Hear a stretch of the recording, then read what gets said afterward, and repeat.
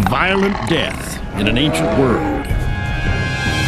77 million years later, a startling discovery. It was a body. It was a body.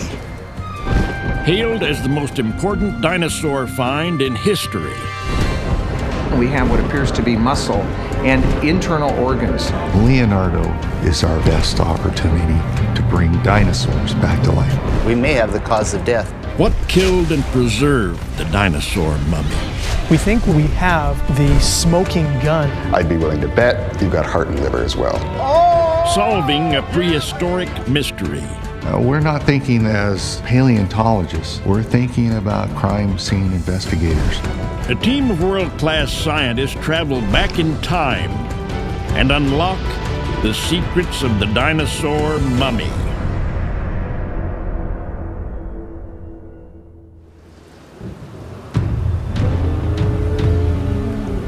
Earth's late Cretaceous period.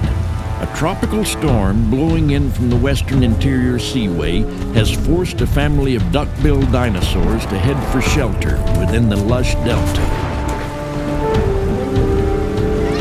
As they follow the swollen river inland, they sense there may be more than violent weather threatening the herd.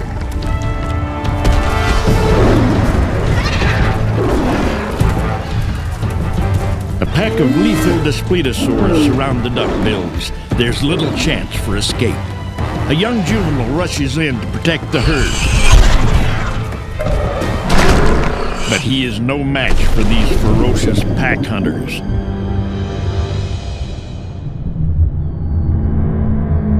"77 million years later, the corpse of the young hadrosaur emerges from the basement of time. In the summer of 2001, freelance paleontologist Nate Murphy unearthed not just the bones of a dinosaur, but its mummified and fossilized body. When we realized that we had a fossilized cadaver, we had to figure out a way to get a 6.5-ton block of dinosaur out of the Badlands in northeastern Montana. Murphy's dig team named the dinosaur Leonardo, after graffiti sketched on a rock near the duckbill's body. It would take several hundred pounds of dynamite and dozens of bloody fingers to free the fossil from its rocky tomb. Leo's body had been submerged underwater, then covered in silt. Shortly after death, mysterious forces mummified the corpse. Fossilization followed as tiny grains of sand replaced preserved tissue. Eons later, a small stream had washed away part of the duckbill's tail. The other portion was sticking out and would have served for a free meal for hungry scavengers. We had to put massive layers of plaster because he was so big and so heavy, and we had to build a steel jacket around him as well. Safely loaded onto the back of an old farm truck, Leo began the trip down a long country road to his new home 30 miles away. Located in the northeast part of Montana, Malta is a charming icon of the American West. But unlike other towns, it has its own resident paleontologist. Just a stone's throw from Main Street is the Great Plains Dinosaur Museum. It's filled with countless discoveries made by Montana's Nate Murphy. This is where the mummified and fossilized body of Leonardo came to live, in a specially designed vault. Sometimes when I come in here late at night and look at this thing, it's really hard to believe that it's a fossil. It's really the cadaver of a dinosaur. After being exhumed, the body of the Brachylophosaur was flipped on its back for further examination. With the cadaver largely intact and preserved, Leonardo is listed by the Guinness Book of World Records as the best dinosaur mummy ever found. Above the right leg is a structure the size and shape of what Murphy believes is a shoulder muscle. In the belly of the beast, a missing piece of rock reveals Leonardo's partially exposed stomach. Perhaps the most striking feature is the creature's skin. Mummified and then fossilized, Murphy is hoping the skin may have acted like a protective cocoon. We have great preservation on the outside, but could we possibly see organs? So the big challenge is applying all of this dinosaur CSI to this one specimen to hopefully look inside and understand the physiology of these animals. From the type of plants Leo ate to his internal organs, Murphy has bet the farm. The mummy will provide answers about the biology of a living dinosaur. I gotta know everything about this creature. And so I'm calling in the best people for the job. To act as the lead scientist on the project, Murphy has recruited the high priest of paleontology, an ordained minister with a maverick attitude and a Harvard PhD. After 40 years digging dinosaurs, Dr. Robert Bacher thought he'd seen it all. When I saw Leonardo, when I saw that there was not only skin, but I could look through the skin at the guts, it was a religious experience.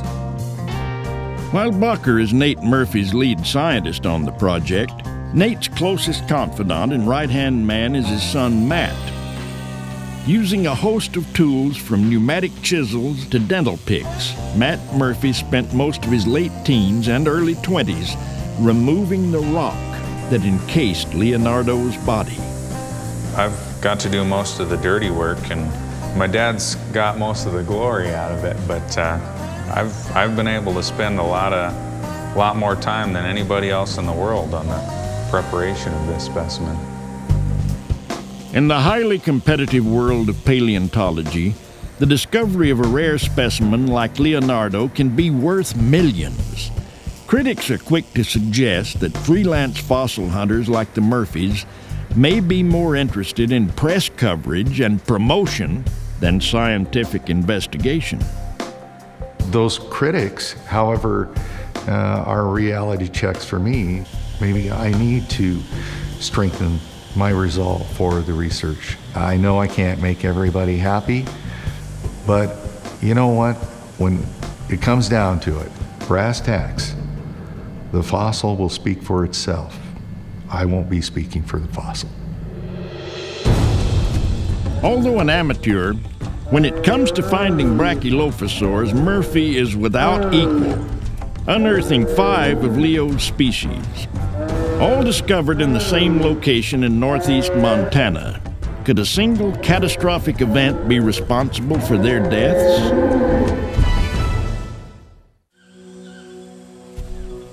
Leonardo was born into the Hadrosaur family of dinosaurs, more commonly referred to as duckbills.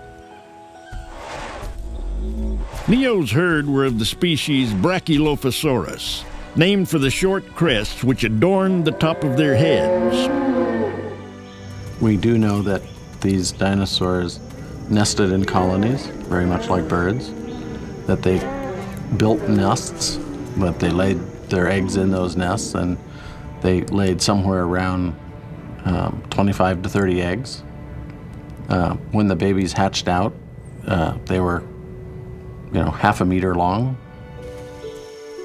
In his first year, a young brach like Leonardo would have spent nearly every waking hour feeding, growing as much as 2 pounds a day. By age 3, Leo weighed nearly 1,000 pounds and spanned 20 feet in length. But this is only the first chapter of Leo's story. 77 million years after his death, his body holds the key to unlocking secrets not only about his anatomy, but also about the lost world of dinosaurs. Once we move the camera and get it above shot, projecting down onto the processes and the tendons, we should get very good three-dimensional images. To protect the fragile fossil, imaging expert Art Anderson will use a custom-built scanner to create an anatomical model of Leo's body. We're not going to be using traditional molding casting on Leonardo because we don't want to contaminate the surface with chemicals that would traditionally be used. So what we're doing is doing the white light scan, which will give us detail down to the size of a grain of sand. And when we're finished, and this is the exciting part, we're going to have a very detailed image of Leonardo's body in 3 dimensions. The scanner projects a grid pattern onto the fossil. A pair of digital cameras map the smallest details of the sandstone corpse. We're picking up a lot of the positions undercuts on this side here. We're also getting a nice view of the tendons across the spinal process. After more than a week of scanning, a detailed 3D image of Leo's body emerges. It's the science team's first step in creating an accurate digital model of a dinosaur's anatomy. With the corpse covered in skin, Leo has given us our first complete picture of both the size and location of a dinosaur's complex pattern of scales. So what we see on the actual specimen, and it absolutely tells us, is that the upper part of his sides and back, small scales, when it wrapped around to his underbelly, it was leathery with very few scales, and then those long, slender legs had armor sections of scales so that when the animal was walking through all that rough vegetation, he was protected. There's strong evidence Leonardo's body cavity was intact after he died. So scientists from the University of Colorado in Boulder began looking for remnants of his last meal. When we examined the material inside of Leonardo's gut and compared it with that outside, there were actually very clear differences. Inside, there was a very high percentage of leaf material. From looking at the organic material inside Leo, we were able to determine that the most likely origin for the organic material was that it had been gut contents. So that told us that the last meal, their last few meals that Leonardo ate were largely composed of leaves. We can't really tell if these are angiosperm leaves or conifer leaves, but these kinds of plants are both known from this area. Along with Leo's last meal were more than 40 kinds of pollen and several species of freshwater algae. So not only do we have the individual telling us something about him, but we also have this snapshot of the world that he was walking through. In the hope of understanding how Leonardo was preserved, Nate Murphy has enlisted 2 of the world's leading experts, paleontologist Joe Schoolin. Articulated skeletons are extremely rare. And mummy expert Art Ofterheide. It's incredible. It's incredible. The details that are being revealed here are certainly beyond my experience. Far more detailed than I ever expected. Ofterheide has been studying both man-made and naturally occurring mummies for more than 40 years. He literally wrote the textbook on the subject. I mean, this has never been dried out. Well, I agree. I agree. Yeah, I've always been the proponent that this animal experienced a totally wet burial. It's a race between the decay and the preservation, and that therefore preservation target has to be to inactivate enzymes right from the beginning. And so our thinking should be what happens immediately after death. For a fossilized mummy like Leonardo to be created, the fresh corpse must be buried rapidly to keep it from predators, and then sealed in the ground to prevent bacteria from decomposing it. For preservation to begin, the corpse must also be protected from flesh-eating enzymes released by the body shortly after death. To inhibit this self-destructive process, modern-day embalmers use aldehydes, a chemical found in abundance in organic materials such as conifer trees. If they're present in large enough concentration and in a watery atmosphere that's not moving, they can build up enough to have a tanning effect on the skin, for example. Right. We have soft tissue. The odds are that that's mediastinal tissues that encloses the sac that houses the heart. Wow. The fact that you've got an inflated thoracic cavity with stomach contents, I'd be willing to bet you've got heart and liver as well. Okay. For Joe Schoolin, the fastest way to locate dino innards is to cut Leo open. Yeah, you ought to chop the whole thing up. Chopping it up. Do you chop up mummies, Art? No. Okay. While Leonardo is the most complete and best preserved dinosaur mummy ever found, the first was uncovered in 1908 by a family of fossil hunters, just like the Murphys. Charles Sternberg and his sons found not just the bones of a dinosaur, but a partly decomposed corpse complete with fossilized skin and shreds of flesh. A great duckbill lay on its back, with front limbs stretched out as if imploring aid. It lay there with expanded ribs, as if in life, leaving an exact picture as he breathed his last. News of the world's first dinosaur mummy spread like a prairie wildfire. When it was first exhibited, some claimed they could smell the fossilized corpse. A century later, it's still on display at New York's Museum of Natural History. The mummy captured Sternberg's imagination and changed his notions about the daily life of a duckbill. I have no doubt that with the lungs expanded to their full capacity, he often swam across streams of water. Consequently, the animal could use the front feet as clumsy hands to hold down the limb of a tree while he was cropping the tender foliage.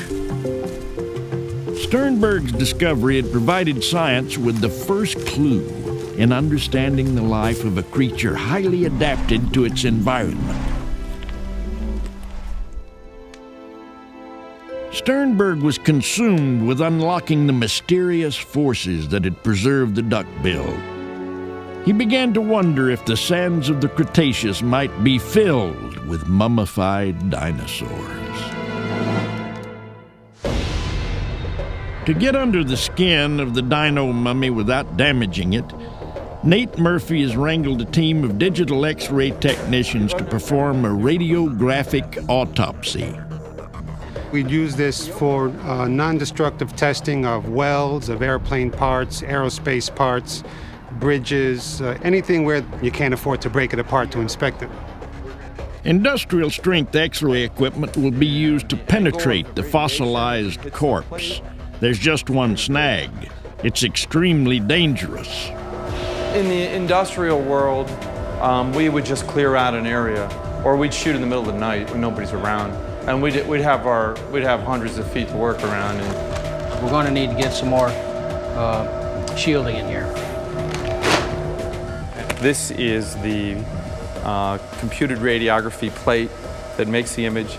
And these are two thinner pieces of lead that filter out scatter of the radiation as it passes through the part to help make a cleaner image on this plate so we get good data. What we're doing now is we're placing the plate so that we can get an image of the upper throat. Looks pretty good. I think we're there. Let's make some X-rays. You got it. Let's go, boys.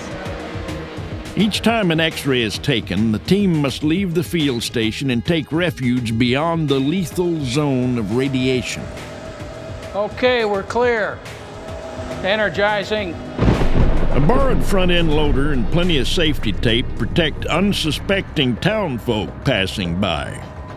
A medical X-ray is about 100 kilovolts, and this is about 5 million electron volts. How long is the exposure? 1 minute. Should be over. Is it done shooting, Pat? Sorry, we have a technical hiccup here, so. What's up? Did you get it? Did you shoot it? Tube won't energize at the moment. We're getting a fault from the cooler that cools the X-ray tube. And it won't allow the control panel to even energize.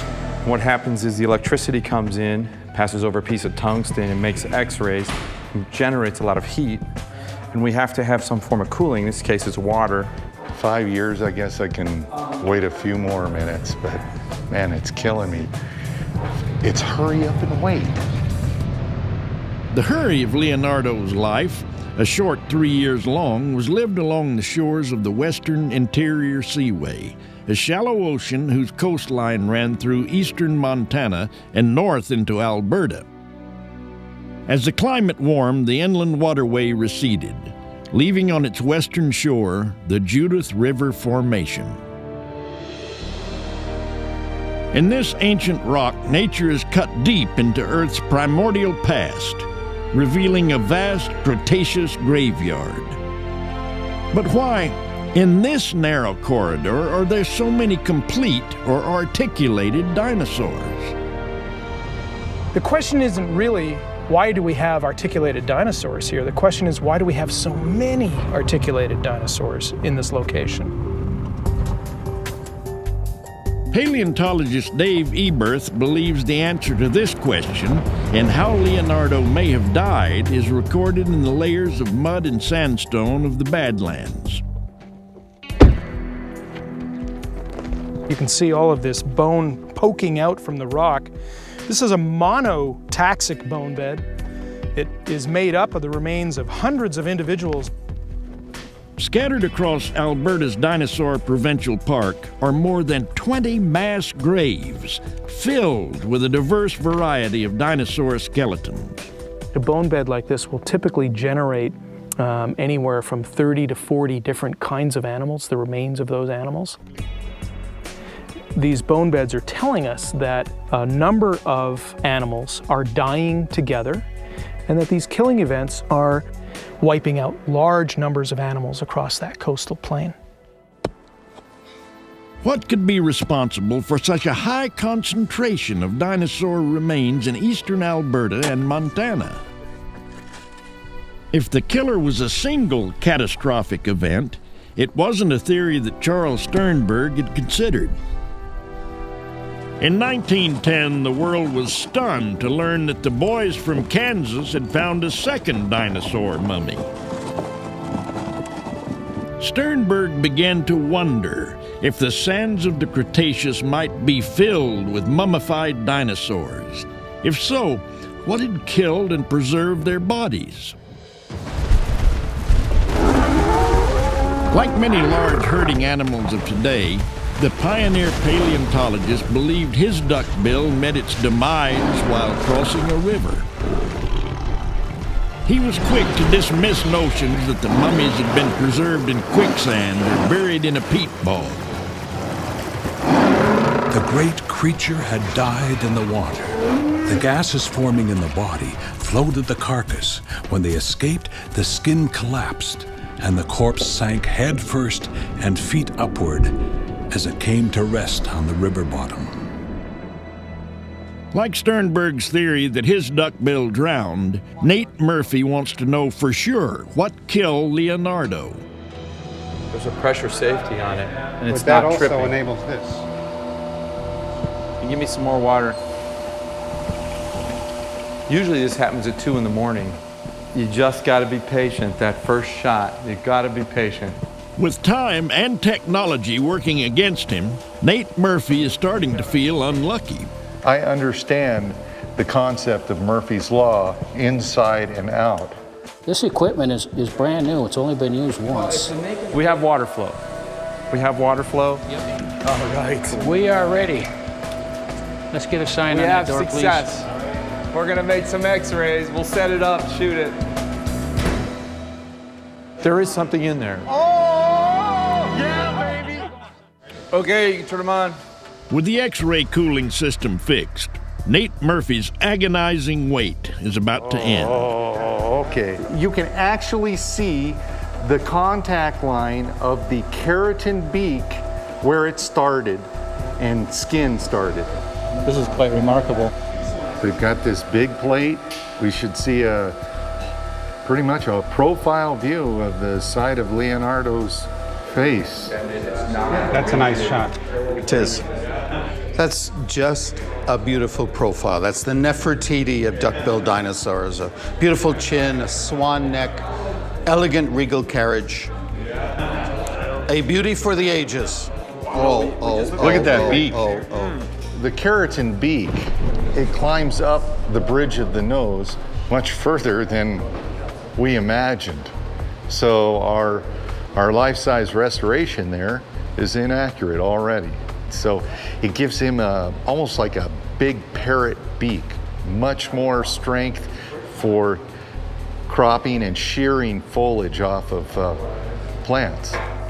We got from the nose down to about the eye, so what looks like an eye socket to me. How about up there? That? What's up in the corner? Can't you see them? Big scales. See? Look at boom, boom, boom, boom, boom. Look like little olives. But that region, the cheek region, is a place where often birds and lizards too have big scales.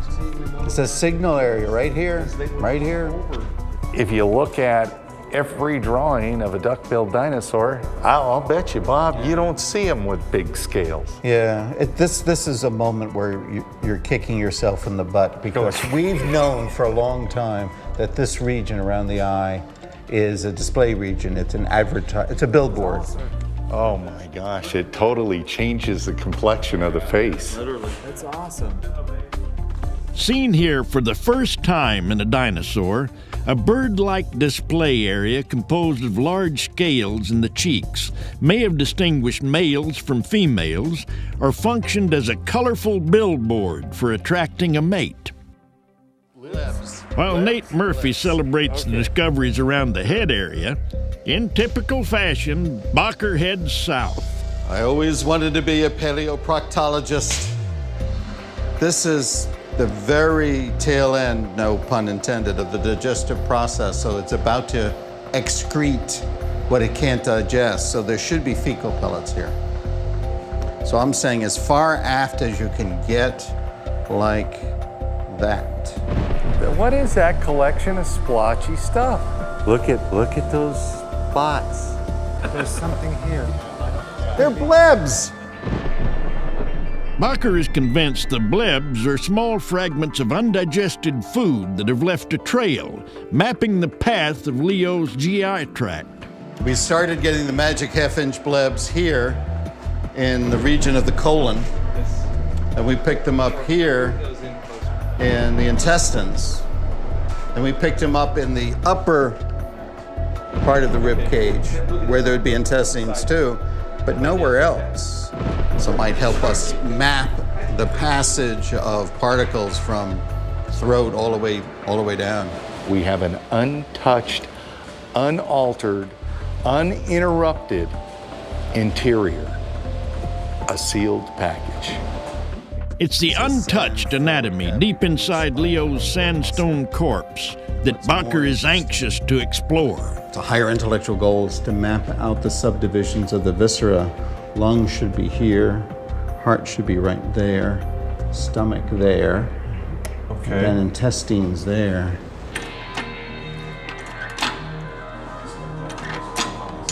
To search for internal organs, the imaging team needs to elevate the fragile fossil. Watch that one, man. I want to put blocks underneath this right here. Anytime you're moving this amount of weight and there's no room for air here, I mean, you drop it, it's an ajillion pieces. In the hope of getting a clearer image, deep inside Leo's thick chest cavity, a plasma cutter is used to remove sections of the fossil's steel support structure. Okay, let's clear the building.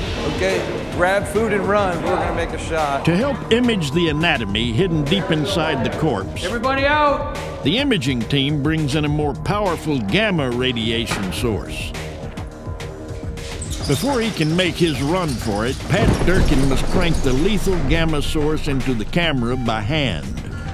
It's a lot hotter at this end of the building than than over there where everybody's standing. All right, we're clear. You can come back in. The part where it was ingesting grass, right? It's like this was a sack or something. We have that same thing in the neck, and I know they're wondering if there's a crop, like a bird crop in there. Here's your pouch. If the science team can establish the bulge in Leo's neck is a crop for pre-digesting food, it will be further evidence linking dinosaurs to birds. The chemistry inside there is different from the stomach and the colon. That's what I want to see. The lack of blebs in the throat is Bacher's proof that duckbills like Leonardo had a bird-like crop. It's another first that provides vital insight into dinosaur biology. It's clean as a whistle. There's just nothing in there. The contours you see, I'm sure, are the life contours. That was a healthy, clean crop. From now on, when you draw a duckbill, when you sculpt a duckbill, you give it a nice, big, goose-like crop. While the crop has provided important insights into the first stages of digestion, for Bacher, guts are where the glory is. You can't train a horse doctor on cow guts. You can't train an emu doctor, an ostrich doctor on pig guts. Guts are incredibly diverse. Each family of species has their own way of processing plants. So this is the most important region of the innards of Leonardo. Oh! Yeah, baby! We may have loops, ascending loops of the intestines here already. Okay. Yes. Here they are, here they are. Oh, don't look like guts. Those are not sedimentary features. Wow, wow. This almost certainly is the small intestines coming from the stomach, which is here. You couldn't hope for this. Yeah, you couldn't hope for anything more than this. Oh, it's the first time anybody's ever seen dinosaur intestines. We got three-dimensional soft tissue structures inside the visceral cavity of almost a full-grown dinosaur. Wow. The loops of Mango is the technical anatomical term that's been used by us gastroenterological anatomists for a good 30 minutes. It's only been 30 minutes, so we'll have to see how well it takes. 35. 35 now. We have several mummies, dinosaur mummies or mummified dinosaurs, if you will, where we have skin preserved. But in this particular case, we don't just have skin, we have what appears to be muscle and internal organs. That's a good shot. Well, what we're trying to do here is actually shoot through the breastplate of the animal, and hopefully that's where everything, the money shot will be. Since first unearthing the mummy, Nate Murphy has dreamed of finding Leo's organs, such as a liver or a heart. Okay, you can turn them on. It's a very, very thick piece of the fossil, so we're just barely starting to pick up some structure in here. We know there's things in there, we're seeing them. Now we're gonna try and get them real clear. Despite repeated attempts, the team is unable to capture a clear image in Leo's thick chest cavity. You've got this cloud here. There's a cloud going across. While unable to penetrate the thickest part of Leo's chest, the team has captured the first images ever taken of a dinosaur's digestive system, from its bird-like crop through the animal's intestinal tract. This thing continues to surprise us from the standpoint of recreating what a dinosaur looks like. We've gotten a glimpse of an unknown continent of knowledge, the internal continent, the internal unexplored region. In the hope of imaging the thickest part of Leonardo's corpse, NASA has agreed to give the team a few precious days inside their radiation lab at the Johnson Space Center. To protect Leo on his trip to Houston, several hundred pounds of plaster and steel are added to the fragile fossil.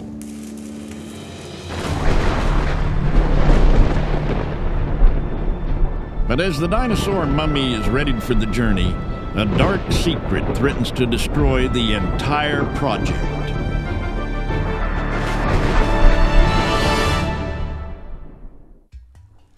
In the summer of 1916, Charles Sternberg and his sons were digging in the Badlands of Alberta when they hit pay dirt, uncovering a third dinosaur mummy. Described as the most spectacular specimen ever found, it was Charles Sternberg's crowning achievement. The sale of the rare fossil to Britain's Museum of Natural History assured his financial future. As the cargo vessel carrying the mummy approached the English coastline, she was boarded by a German warship. Her crew evacuated, and the ship with the priceless mummy sent to the bottom. For Charles Sternberg, the emotional impact far outweighed the financial loss. 10 minutes of vandalism destroys all my labor. I can never recover from a blow such as this. In the twinkling of an eye, the blue Atlantic claimed my finest dinosaur. In a shocking coincidence, a century after the Sternbergs lost their mummy, the Murphys lose Leo forever. In an incident unrelated to Leonardo, Nate and his son Matt leave the project amid allegations of theft after federal authorities seize a new species of raptor valued at more than $200,000. For us here in Montana, we grow up in the cowboy tradition. A handshake is as good as a contract, and it's especially difficult for the community here who spent years developing a museum and supporting Nate in his efforts. Quietly, the Murphy boys leave the Leonardo project and Malta for good. With the town rallying behind them, the science team presses on, recruiting an elite group of experts to oversee the building of Leo's shipping casket. For the gang who invented bubble wrap, Leo was their first Cretaceous customer. This is a very rigid system, it's rock. So therefore, a lot of the concerns we have are with high frequency. To reduce vibration and give Leo a smooth ride to Houston, a 2-part liquid foam is shot into plastic bags placed under the specimen. For 3 days and nights, the duckbill's pine box slowly takes shape around the fossil. 7 years after he was excavated, it's Leo's last day in town.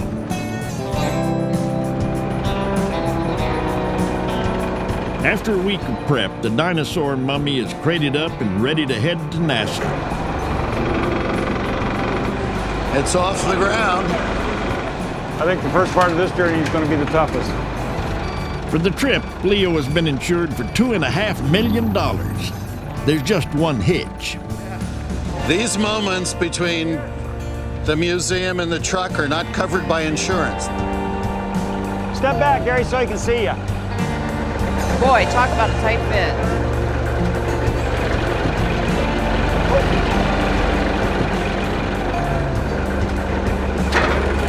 We're now insured.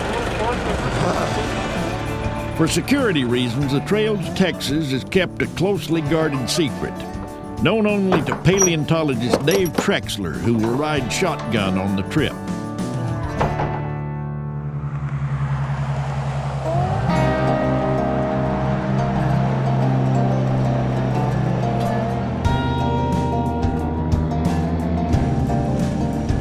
After leaving Montana, Leo makes it to the Badlands of North Dakota before taking a hard right south. The dinosaur mummy passes through 6 states and travels 2,000 miles on the road to Houston. 4 days after watching Malta disappear in the rearview mirror, Leonardo arrives at NASA's Johnson Space Center. Well, that was by far the most nerve-wracking trip I have ever made. Driving across America can be treacherous in the best of times. Add a 5,000-pound fossil into the equation, and you're going to get some bumps. So we monitored this trip all the way from Malta, Montana to Houston, Texas, and we did that in 2 places, on the floor of the truck and inside the crate. And we had a few bumps each day, but it turns out that the biggest bump inside the crate we measured during the loading of the crate itself. I can't believe he's here. I just can't believe when they open that up, he's going to be in Texas. I can't believe he's here. Leonardo has landed. Congratulations. Ah. Schmutz. Look there. That little spider web stayed there for 2,000 miles. With the team nearly out of money and goodwill, they waste little time prepping Leo for the final round of his radiographic autopsy. The pressure is on. We have only a couple of days, and we have what would comfortably be a month's worth of imaging and scanning. The black box containing a lethal cobalt radiation source is wheeled into Hangar 150. It's so dangerous that even though the walls are lined with lead, they have to wait until the last NASA employee leaves the Space Center at midnight. All right, we want overlapping. All right, let's clear the area. Making her hot. Cobalt time. Here you go, sir. Holy cow. The rib orientation. There's a little bit of a texture here, too. As the team searches for the prized internal organs, the powerful cobalt source reveals something inside Leo is missing. The rib's gone. This one right here. So we have a bite mark. We have a heck of a bite mark. So he was alive when that wound was inflicted? Well, I always thought it was a wound. Now I'm sure. It's a heck of a wound in the gut. I think it is. Let's see, what do carnivores go for first? Liver, heart.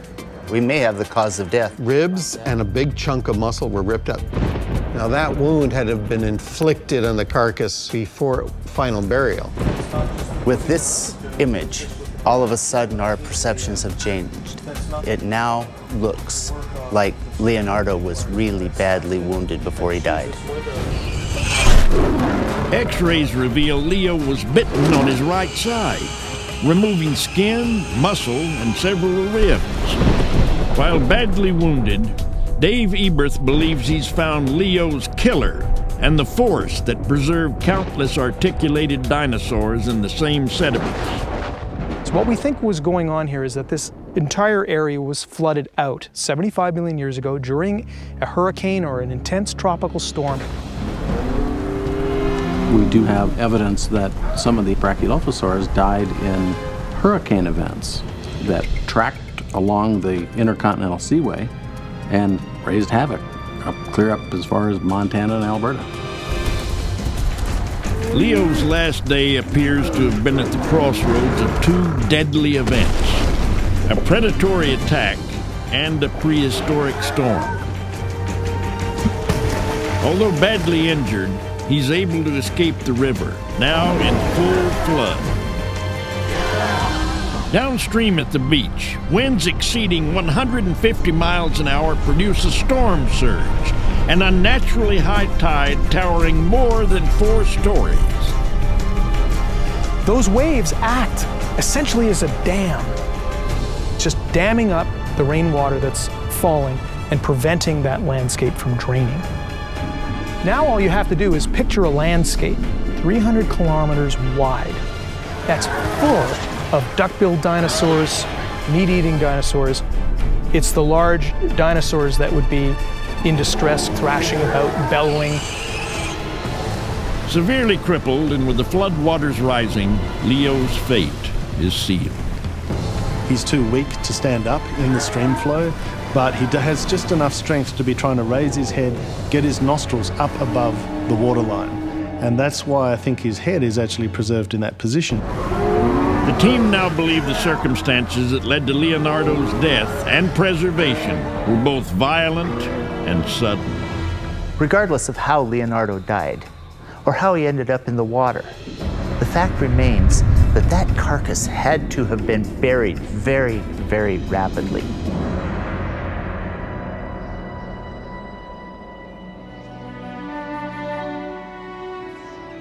As the storm lost its energy, the floodwaters receded, revealing a carnage-ridden landscape. This would have been a catastrophic area. Picture a landscape littered with thousands of cow-sized animals that are rotting in the sun. Unlike most of the dinosaurs claimed by the storm, all but the end of Leo's tail is protected inside his sandstone crypt. While colossal in size and rare in occurrence, Dave Eberth believes these tropical terrors were the mass murderers of the Cretaceous. We think we have the smoking gun, the cause, to help us explain why a superb specimen like Leonardo got preserved in the first place. Nearly 800,000 centuries after Leo's death. It's fairly late, and we hope this will turn out. The Dino CSI team is out of time. This is fascinating. Yep. I am almost positive we're seeing organ there. Well, we haven't seen anything like that before. What organ in the body could possibly have that shape? Now this, from the other angle, might be in the position to be liver. Or the dried up vascular pattern inside the liver. The thing's about the right size for an animal that big. And it's in the right location. After a 2-hour exposure of Leo's thick chest cavity, the team has extracted something never seen before, the digital image of a dinosaur's liver. But nearby, the X-ray hints there's something more. There's something here, for sure. It's better resolution than we've ever seen in that. So that spot right there should be the heart. That's in the right location. That is a deep structure, about fist size. It's about the right size. Has a very good chance of being the heart.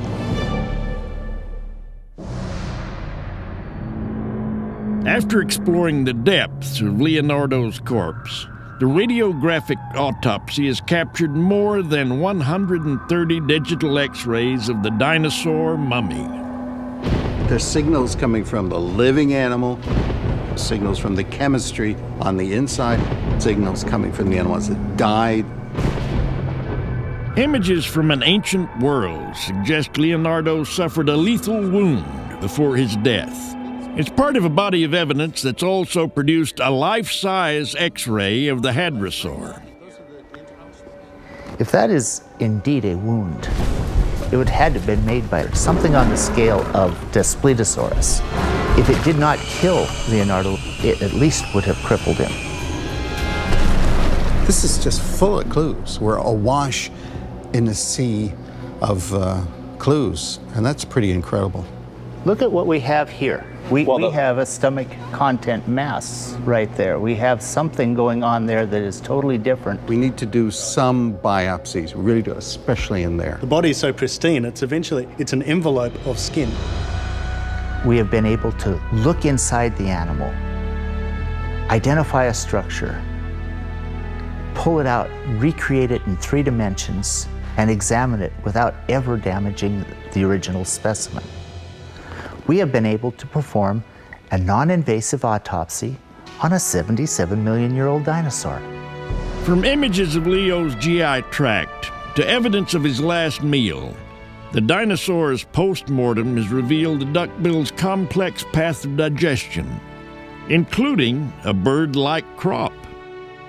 We can say that this animal was a high-fiber chewer and processor of the toughest plants in its ecosystem. That's the beginning of the answer, the explanation of why duckbills were so successful for so long. Most tantalizing of all is a digital image captured deep inside Leo's corpse. What appears to be the heart of a dinosaur. What's really exciting is that we think we have a heart. It's only a 2-dimensional image because we're using regular radiographs. And what we're looking for in the future is to have a system that will give us a three-dimensional image. What happened to this animal will change with time, and that will affect how we look at all other dinosaurs as well. So, yeah, it's very exciting to think about the technology of the future applying to Leonardo's body. High-tech imaging of Leo's internal organs and exquisite skin patterns has brought us closer to a living dinosaur than we've ever been before, creating the world's first anatomically accurate dinosaur.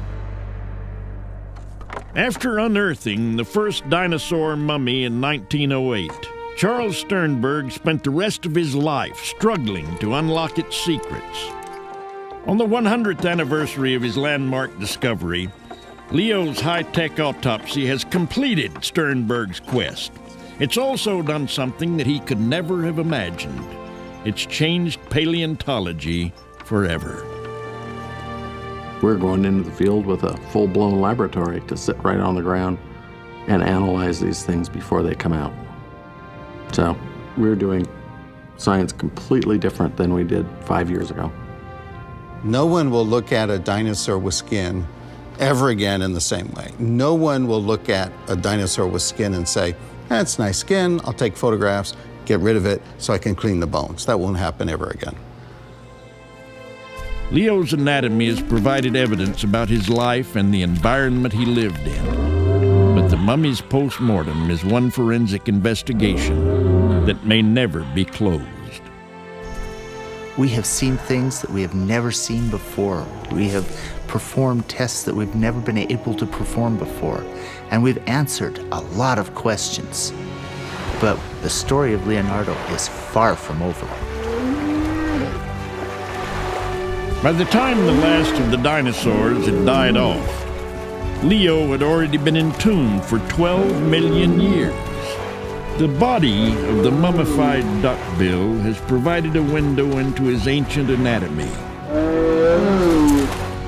and given testimony into the lives of the most successful creatures ever to roam the planet.